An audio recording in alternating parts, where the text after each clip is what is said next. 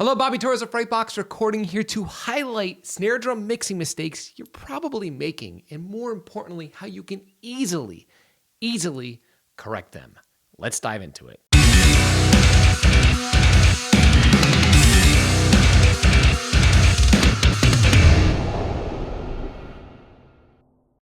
Okay, so this is an extremely important video because the truth is so much of the sound of your production is based around the sound of your snare drum. Think about any great sounding album in your mind. I'm sure one of the first things you think of is the snare sound because it's the center of the drum sound, and the drum sound is the center of any production or any rock or metal production for sure. So with that being said, I'm going to highlight the common mistakes that I keep hearing over and over and over and over again for when people send me their mixes and how you can easily correct them, because it's going to be pretty simple to correct. You'll see. And stick around to the last one, because the third mistake I think you're going to find shocking, and I can almost guarantee, you're probably making it. But first, some spindrift.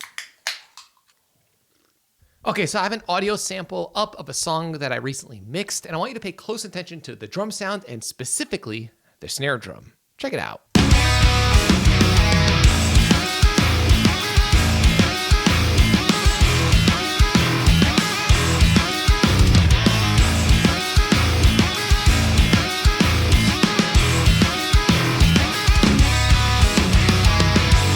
Okay, so a nice organic sounding drum sound, in my opinion. This, by the way, is a song by my good friends in a band called Poeta. You can check out their music by clicking a link below in this video's description. You can check out their socials and their other songs. This one isn't released yet though, but you can check out their other songs. So again, I'm really happy with this snare sound. Very natural, organic, nice and punchy, crystal clear, and pretty professional sounding, at least in my opinion. Now, I'm gonna play the same sample back, and again, listen to the snare drum. It ain't gonna sound as good.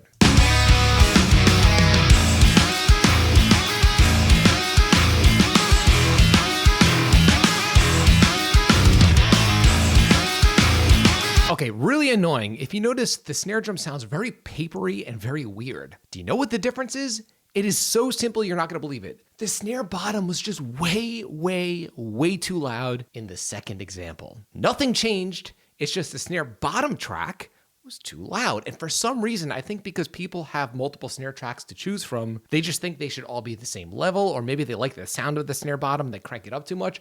The snare bottom is an amazing track to work with because it makes the snare sound more three-dimensional. Because remember, a snare drum sound, you have the beep at the top and you have the sizzle at the bottom. But if you turn up that bottom track, even if it sounds great by itself, if you turn it up too loud, it's going to make the snare sound papery and weird. And I hear this all of the time. People will ask why their snare doesn't sound powerful. And the first thing I notice a lot of the times is that the snare bottom track is just way too loud. So all you have to do is bring that track down to where it's hardly audible. It doesn't have to be loud, and listen to the difference.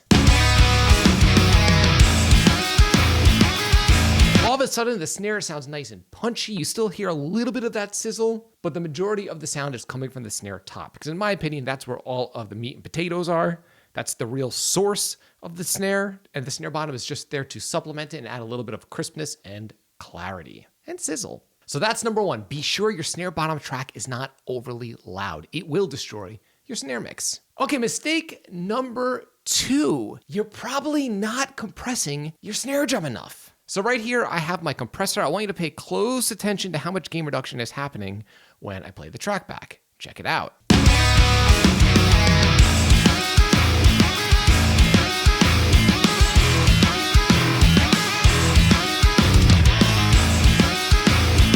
Around 12 dB of gain reduction, which is actually pretty modest for me. Sometimes I'm going for like 20 dB, even over that sometimes. People tend to be overly paranoid about using too much compression. They think they're gonna ruin their mixes. And the truth is, pros compress the living crap out of their drums. Don't be scared of compressing your snare drum hard enough to get that pop.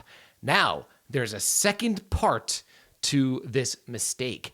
If you're using program drums, I see people doing the opposite. They overcompress their snare drums because they don't realize the snare drums are generally pre-processed. I don't care what the manufacturer says of your MIDI drum software.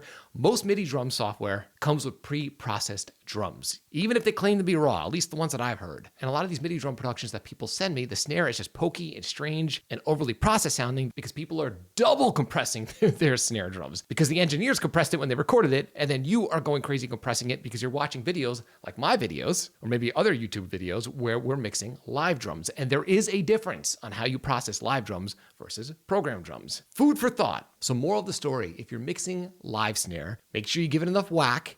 And if you're mixing program snare, make sure you're not over whacking the snare with compression.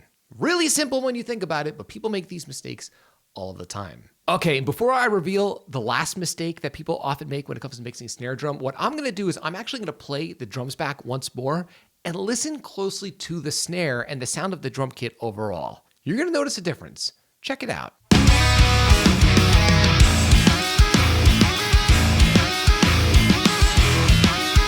Listen to how lifeless the drums sound.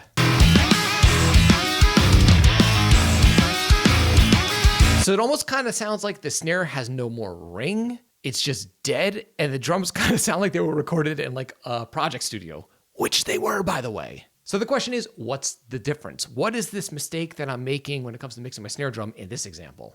Very simple. I'm neglecting the use of room and ambient microphones. I know to a lot of people, especially if you're early in your mixing journey, room microphones aren't that exciting. They kind of seem like something you wouldn't really consider much when you're mixing drums. I mean, shouldn't reverb replace room microphones? Well, they don't. It doesn't. Reverb does not replace ambient microphones, even if you're recording your drums in a small room or if you're utilizing MIDI drums. This applies to both MIDI drums and real drums. When you're mixing MIDI drums, usually the kit will come with some form of ambient or room microphones. Now, in this particular production, I have a mono room mic and a stereo pair of rooms that I stuck out outside in the hallway of my old project studio. And what I'm going to do is intermittently bypass the rooms and listen to how much it adds when I re-engage the rooms to the snare drum in particular. It makes the snare kind of sound completely different. Again, most people don't think that rooms will affect their snare drums or snare sound, but they do. Think about how you hear a snare in an actual acoustic environment. Your ear is not right next to the snare drum, right? Your ear is hearing the kit as a whole and the snare at a distance. So room mics are very, very underappreciated, especially beginner mixers. So again, I'm gonna play that sample back once more. It's super easy. All I'm gonna do is intermittently bypass the rooms and listen to the difference.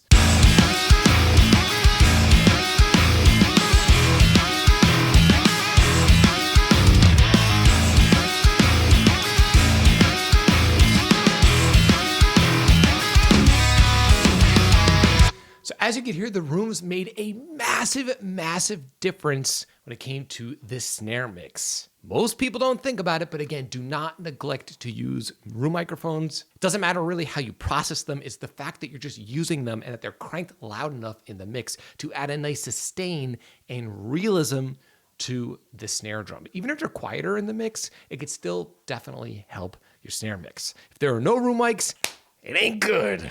Use room microphones in your drum sound to help your snare mix. Now, the truth is, when it comes to producing pro-level results in the studio, so much of it has to do with your workflow and your system when you sit down to record and mix your music. And honestly, even if you have a free DAW with stock plugins, you should be able to produce a fully professional mix with the tools that you're currently using. If you're not producing the results that you really want, I hate to tell you, it's not your plugins, it's not your gear, it's your lack of knowledge. And I don't want this for you. I want you producing professional results with the gear you're currently using. And because of this, I'm offering you direct access right now to my free training, 4 dead simple ways to massively improve your recordings and mixes. In this free training, you'll learn my #1 technique for prepping heavy guitar tracks that virtually mix themselves. You'll also learn how to create instantaneous clarity within your mixes using any old stock EQ plugin. Finally, learn how to take control over the levels in your mix so that instruments stop fighting with one another. And then finally, you will learn how to craft radio-ready vocal mixes using stock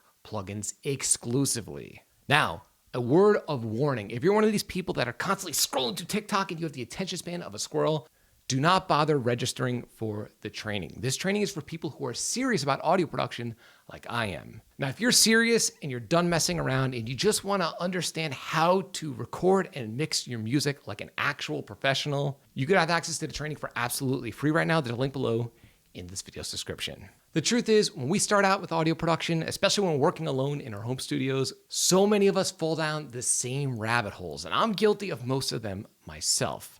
And it all comes down to awareness so that you're conscious and cognizant of what these mistakes are so you can stop wasting your time making them yourself. Now, if you're interested in learning more about these mistakes so you can again skip over them and get to producing the results that you're really looking for, watch the video above my head. I think you'll enjoy it. Until next time, drink that, spindrift.